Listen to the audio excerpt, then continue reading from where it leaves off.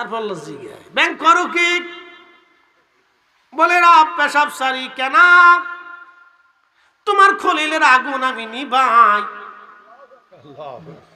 আসতে হলো না, জোরে বলে। তোমার খলিলের আগুন আমি নিভাই। ব্যাং রে তোর এই সামান্য পেশাবে কি আগুন নিবে নি? ব্যাঙে কয় আল্লাহ আমি জানি আমার পেশাবে আগুন নিবে না, তাহলে কেন পেশাব সারো রে ব্যাং? বলে আল্লাহ কঠিন হাসরের মাঠ কায়েম হয়ে যাবে, কোটি কোটি মাখলুক তোমার সামনে দাঁড়াবে, সেই দিন তুমি আমাদেরকে ডাক দে বলবা ব্যাং তোদের কি ভূমিকা ছিল আমার খলিলরা আগুন থেকে বাঁচানোর জন্য?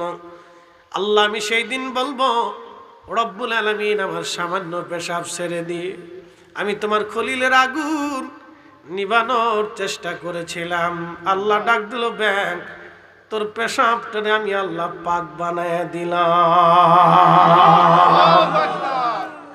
আমরা ইসরায়েলে হয়তো যেতে পারবো না, ফিলিস্তিনিদের পক্ষে অস্ত্র হাতে নিয়ে হয়তো জিহাদ করার মতো সুযোগ আমাদের জীবনে নাও আসতে